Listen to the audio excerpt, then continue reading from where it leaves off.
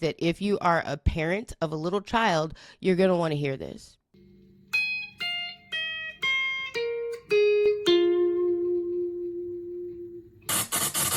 What's up? I'm Camille. Welcome to my channel, The Confused Playlist, where I talk about anything music related that I feel like talking about. Today we are going to get a little bit into DJ Akademiks because there were some things that I got incorrect in my previous videos that I would like to correct. But before we get into him, this is going to be a little bit of a different video. I mentioned before that my background while I was in the military, I did about 6 years of what we would call social work, where I was the superintendent of the Office for Violence Prevention for MacDill Air Force Base. And my job was to teach awareness and prevention on subjects like SA and DV and child abuse and self-harm, because that was a big thing in the military. And so this is my background. Awareness is my background. And that's why I keep coming to this, because I have to. One big thing to help awareness is sharing your stories. And so I decided that I am going to share my little unfortunate grooming story. It honestly didn't cause me any trauma. I'm not traumatized because of it. But I think that if you are a parent of a little child, you're going to want to hear this. I don't normally smoke on this channel, but you know, with the topic of today's video, I'm gonna light it up real quick. So this happened when I was 9 years old.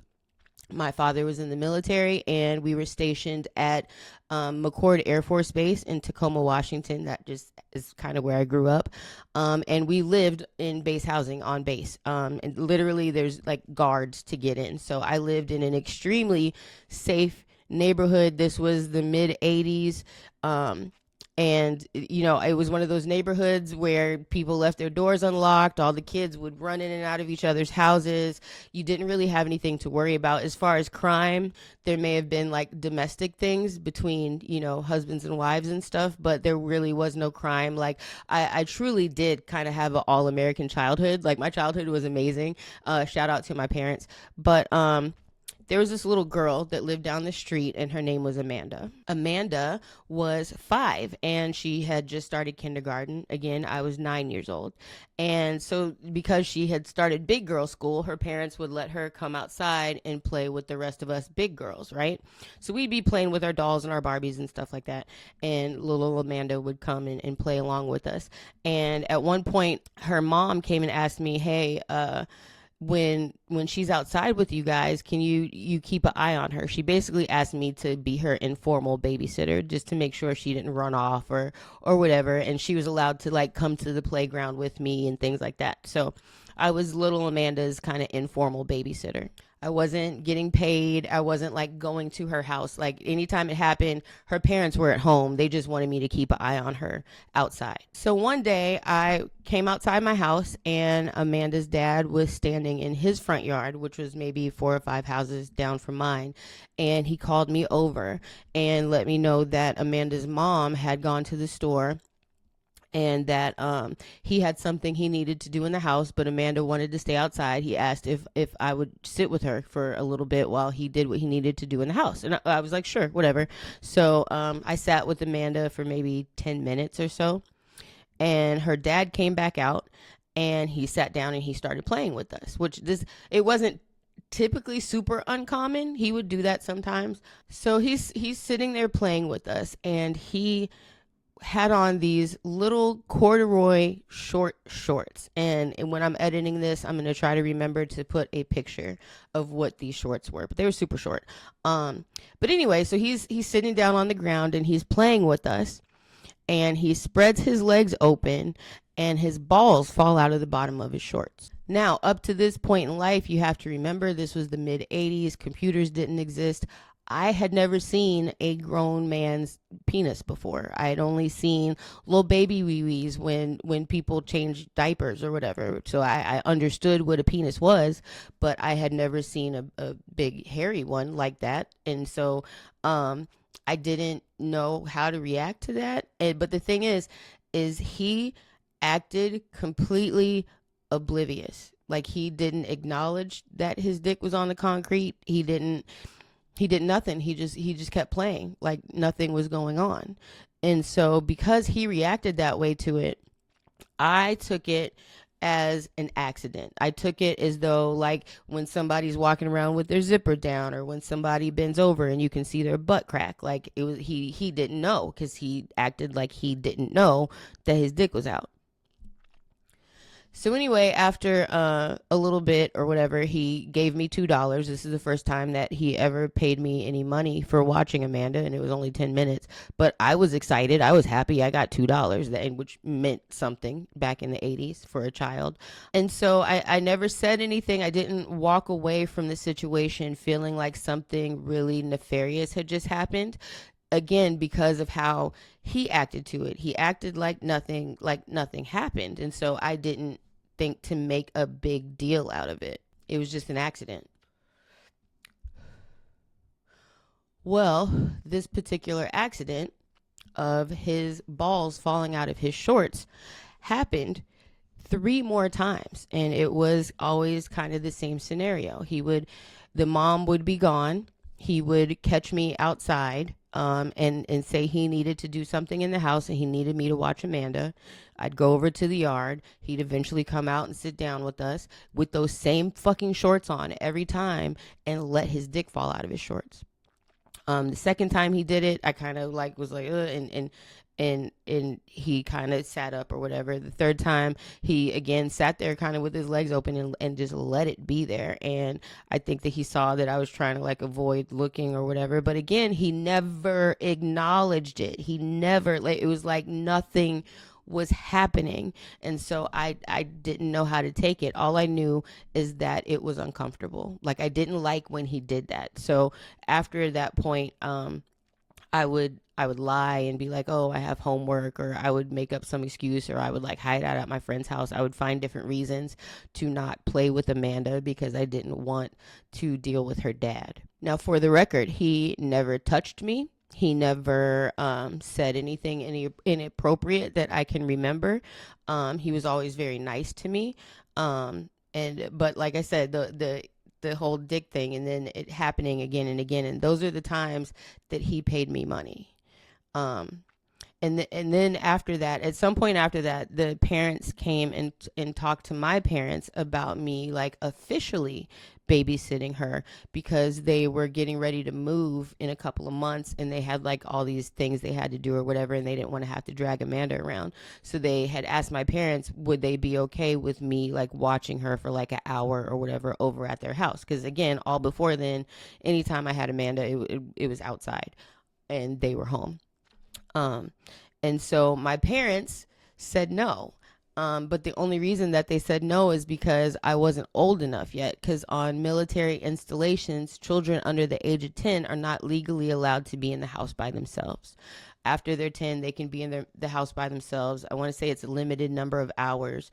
But if you're like, if you're going to be a babysitter or anything like that, you had to wait till you were 10 years old. So I think that my parents may have actually let me babysit her, because I had been kind of, babysitting her and kind of big sister in her for a while at that up to that point. So this would have been a way for me to have like a little job and make a little bit of money. So I think my parents would have let me do it, but it makes me nauseous to think what would have happened if I was actually allowed to get closer to that family and actually be in a house behind closed doors with Amanda's dad.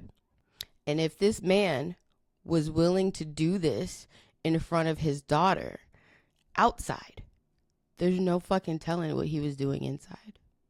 It wasn't until I was probably in my teens and I thought about the situation again.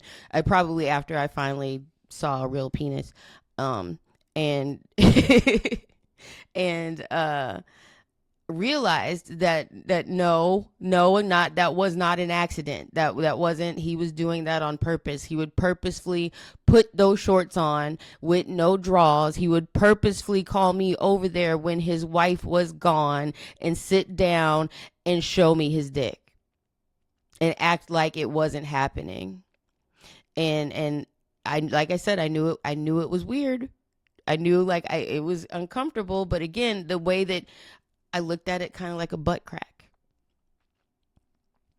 See, up to this point, the only kind of talk that my parents had with me was, um, don't talk to strangers, don't take candy from strangers because they'll snatch you and kidnap you, and don't let people touch you in places that make you uncomfortable. Like that was the talk that I got about protecting myself as a child. That I need to be scared of strangers with candy and don't let people touch me. Like though that's it. I didn't get a talk about a grown man showing me his penis. I don't think penis was a word that was ever used between me and my mother or father, you know, until I got much, much, much, much, much older. But think about this. Let's say that I had gone home and I told my parents, hey, I was over at Amanda's house and her dad sat down, and when he did, I saw his thing, right? If my parents would have went and confronted him, look at how this man had set it up. He did it in the front yard in a neighborhood where there's other people out and about and driving by and all that shit. And he did it in front of me and his daughter. So if my parents would have confronted him, there was no situation where I was alone with him or I was in some kind of crazy situation with him. I was outside with him playing with his daughter. So if my parents would have confronted him, he could have easily said, "Oh yeah, you know what? I'm so sorry. I was sat down and it came out a little bit and I hurried up and I fixed it. I'm so embarrassed." And I think my parents would have probably been a little sus, and been like, I don't want you down there like that with him no more. But they wouldn't have, I don't think that they would have been able to fathom what this man was really actually doing in front of me and his daughter. He was also in the military and also very well aware of the rule that you have to be 10 years old to babysit. But they still tried it anyway with my parents to see if they could get permission. And I bet you it was the dad that was like, hey, let's see if we can get Camille to be our babysitter. The thing that I didn't think about truly until I got a little bit older was Amanda, and the fact that she grew up with that man as her father, and wondering kind of maybe what happened to her, what turned out with her, what her life ended up being. Did her dad end up doing anything bad to her?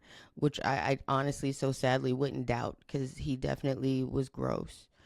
But the heaviness of it never left me thinking, had my 9-year-old self went and said something to my parents, maybe they would have confronted him. Maybe something would have happened where he would have no longer been in Amanda's life, if he really was doing bad things, which I have no doubt in my mind that he was a bad person. And it makes, I don't blame myself, because I was 9 and I really didn't know any better, but I do carry regret. And so when I started doing the work that I was doing, one of the reasons that I was excited to get up and go to work every day and did what I did is because I felt like I owe it to Amanda. I'm not traumatized by seeing this man's dick. He did, it isn't something like I still can see it. I can still remember the moments. I can still remember how I felt. But it wasn't something that like gave me any kind of fear or like it didn't have a long lasting effect on me. But, thinking about what Amanda's life may have turned out to be like has stuck with me. So that's one of the reasons why I get so fucking annoyed with everybody on here that's not grooming. What Akademiks did, that's not grooming. He was just joking. Like every single person that doesn't even understand what grooming is like putting kids in danger. And those people have kids. And the parents, there were parents that I saw in videos talking about that's not grooming, blah, blah, blah, blah, blah. What? How are you going to teach your kids what to look out for if you don't even know what it is? I was watching this video. I think it might have been Tissa Tells or something like that. I don't watch a lot of her videos, but I was watching her coverage on, was it Akademiks? But she mentioned something that I know for a fact to be true, and it's a lot of little girls get talked about with grooming.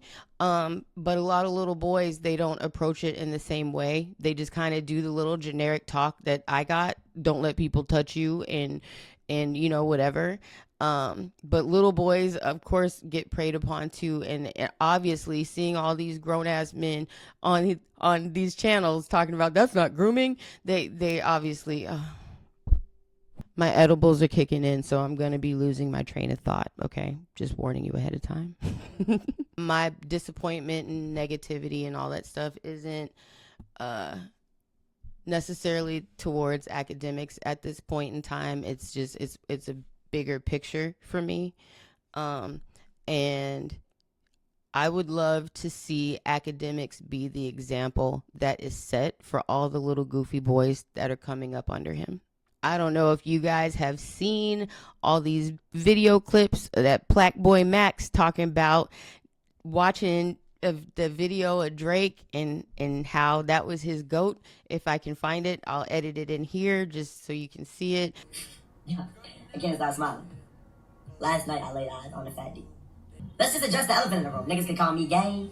Niggas could say whatever they want. We all seen it. When I seen it, I ain't close out. I ain't swipe away. I analyzed the nigga dick.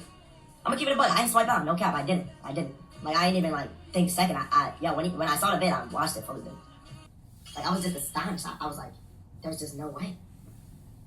There's no way my dick is this long.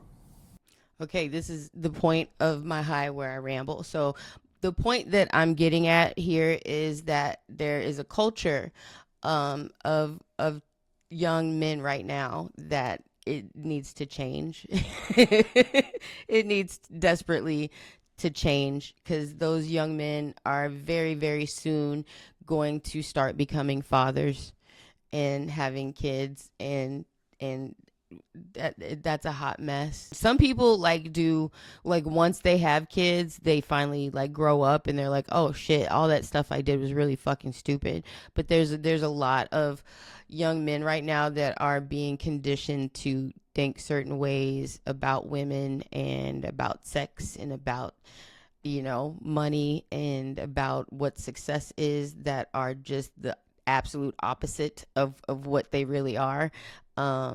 The fact that they all think that talking this way and is fine with the kids or whatever, it's just joking, bro, it's just trolling. Their culture needs to change, and the only way that happens is if we keep talking about it. DJ Akademiks just happens to be the person of the moment that gets to be the poster child. You know what? I am so sorry. I didn't mean to say that. I am trying not to use somebody's weight as a thing to talk about with people. So I apologize that I called him fatback. That's how I felt in my heart. I can feel things, right? I can feel the bad thoughts in my head. I just need to not say them out loud. What else can I call him? I kind of like fat academics. I'm sorry, and I don't mean to be offensive. To okay, I'm gonna stop. Just right after that, I took a break because I needed to compose myself, and I got the munchies and I ate and I fell asleep, and it's a whole new day now, and now I need to remember what I was talking about. I guess the main point of what I was trying to get at yesterday was that you need to talk to your kids, even if it's something that you can't fathom happening. You need to start talking to them as early as possible, because the thing is, if somebody is a predator, they are going to put themselves in spaces where kids are. So anybody that's hanging out around your kids, even if it's a neighbor that you think is a nice, fun, great person, you can't trust it. And if you think about it, people aren't going to try to mess with your kids in front of you, obviously. So your kid is going to have some kind of knowledge of what to do to protect themselves. If you think about it, and I already know the answer to this question because this is a poll that I used to do in my classes. But if I were to ask everybody watching this video, if you've ever been in a situation where something was weird, or maybe you saw something or witnessed something and you felt like you could have and maybe should have done more to help the person, but you didn't,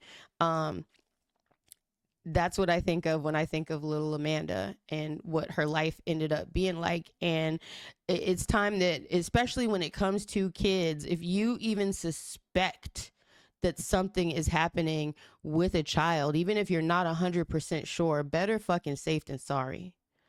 Because we all know as adults now that a lot of the things that affect us as adults happened to us when we were kids, and somebody should have protected us from that thing that happened to us. I do definitely see a silver lining in this situation. I think of all the young kids, all the, 13, 14, 15-year-olds that saw this play out.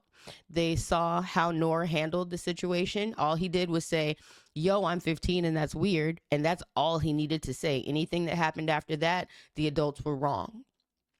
But even furthermore, even after Akademiks and some of the weird people were like, oh, it's just joking, and they really tried to downplay it, all of us were like, hell nah, motherfucker, no. So all the younger people are seeing how this played out. So hopefully there are some kids that have learned, hey, if I do get stuck in this situation, I can just do what Noor did and just remind these people that I'm not old enough for this conversation.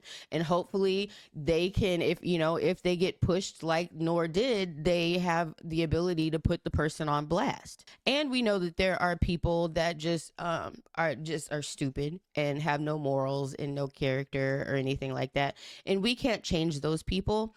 But I'm hopeful that seeing how this is playing out, all the streamers that did talk to kids in a way that was fucked up and they thought it was normal, at a minimum, they're at least going to think twice now when they're talking with kids. And like I said, we can't change everybody. Dumb people are going to be dumb people, but at least them motherfuckers is going to have to think twice. Even if they don't feel it in their character, even if they feel in their heart that it's perfectly fine to talk to children that way, because of how we've reacted to that, they're going to think twice.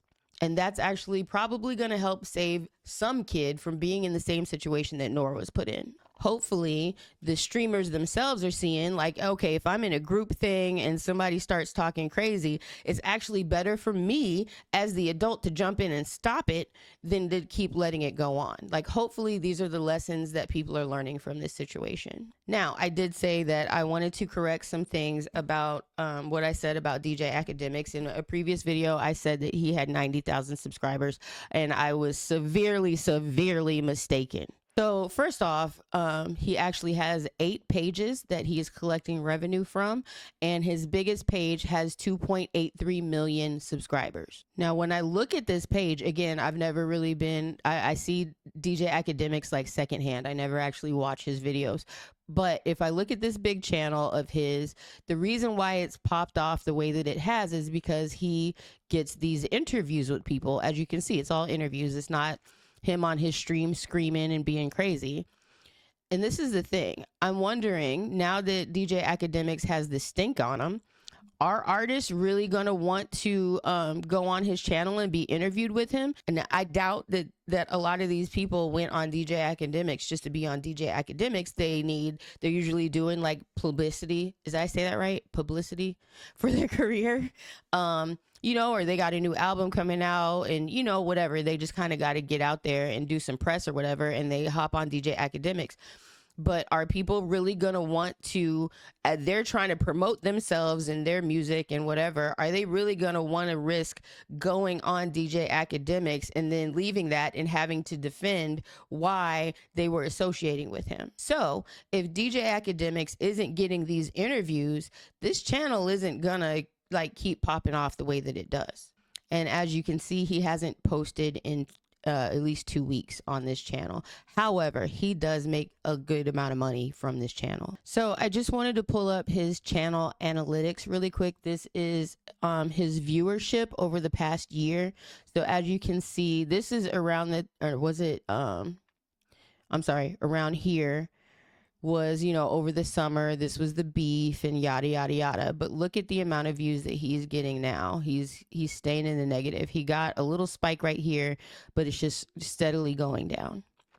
But he still has 2.83 million subscribers. Now, this is something that I wanted to point out.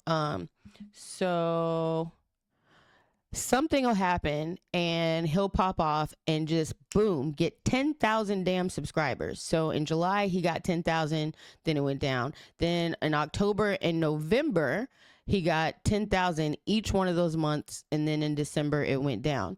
So this is why I'm saying I think that a lot of people like will subscribe to his channel, but they're not really truly fans of him. They're not really super supporters. Like they'll see whatever popping off and they'll subscribe to his channel.